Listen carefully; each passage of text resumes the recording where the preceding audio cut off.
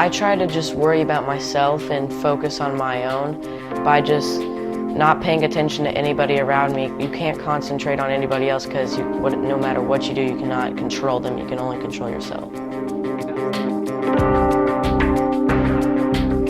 I started BMX when I was 7 years old. My friend from school came to my house and asked me if I wanted to come out to the track. And at first I was like, oh, I'm just gonna practice, but then I saw how much fun it was.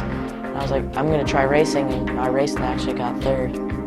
I borrowed a redline bike from my friend the first couple races, but then right after I started getting really into it, my dad went and bought me an SC bike, which is a really good bike to start off with. I practice 6 to 7 days a week, depends on the weather, and what I work on is mainly just skills and just trying to get stronger and faster. During practice, I'll work each little section of the track at a time, but when it comes to race, you just go full speed the whole entire track.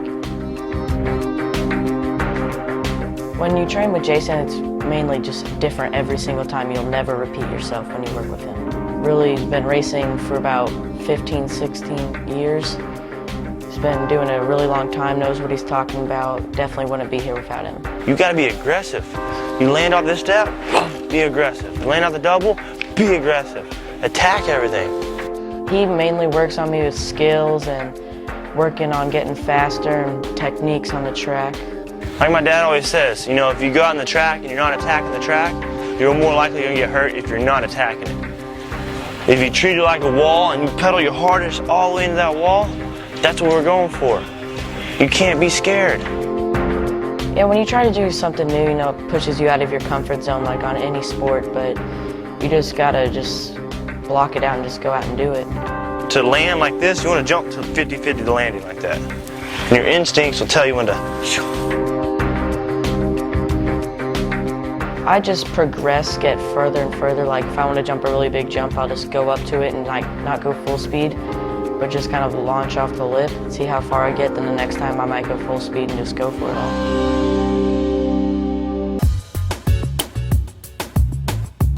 You're not going to just wake up one day and just be super strong. You have to actually work for it. 4 or 5 days a week, I go to his gym. That was the compound, as we like to call it, which is a little homemade gym made by Paul Caldwell, who's also a pro.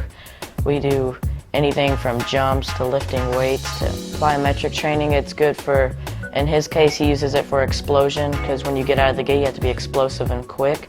That's how you have to be. You have to jump, and right when you hit back to the ground, explode up again. I was holding something and he'd push me down. I had to not go as far down. I had to stay in a level area. And I was working on core, because you have to have a strong core, not be able just to collapse and fall. He had me get this pink prowler, he likes to call it, and put weights on it where I have to get low and just push it down to the fence, which is about 50 yards, and then push it back. Come down, let your hand slide down and meet the other one. It's really tough towards the end because he's pushing you all the way to the end. I just tell myself, like, my mind's gonna go out before my body is.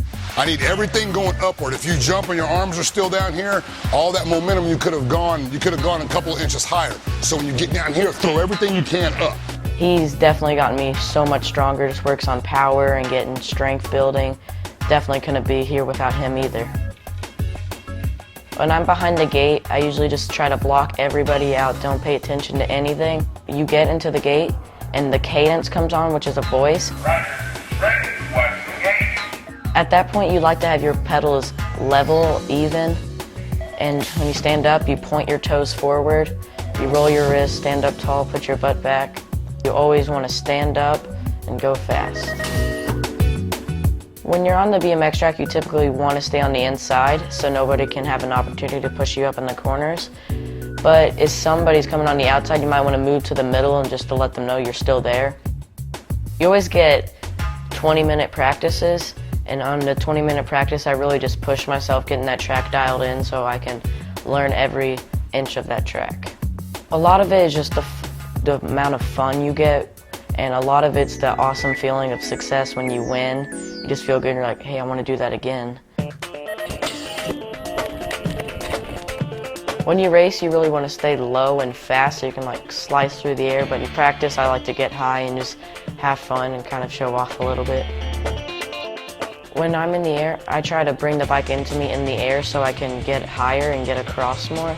I stand up tall, and when I'm about to hit, I kind of crouch down a little bit, but right when I hit up the lip, about to go into the air, I pop up and pull my bike with me, and that usually helps me get across. When you're about to land, your instinct should take over and let you push down and pedal, or if you like come up short, as we call it, case, when you case it, your instinct should take over and let you suck it up, back up, so you won't bobble up and fall. That section of the track we call the rhythm section because you have to keep your rhythm through it.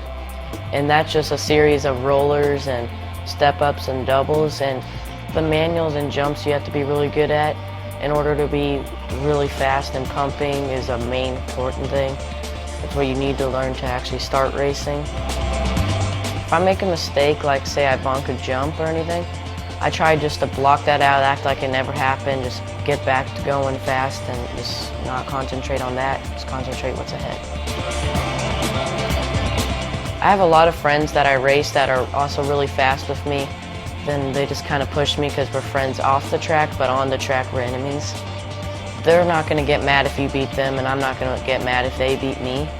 Just, it's racing, and when you're racing, there's no friends. I just love all my friends, all the new family, we sort of call them, at the track that we've met, just all the people that you meet, all the places you get to go, the much fun you have. It's just an awesome sport. I really hope I can continue the sport. My dream one day is to be at the Olympic gold medals.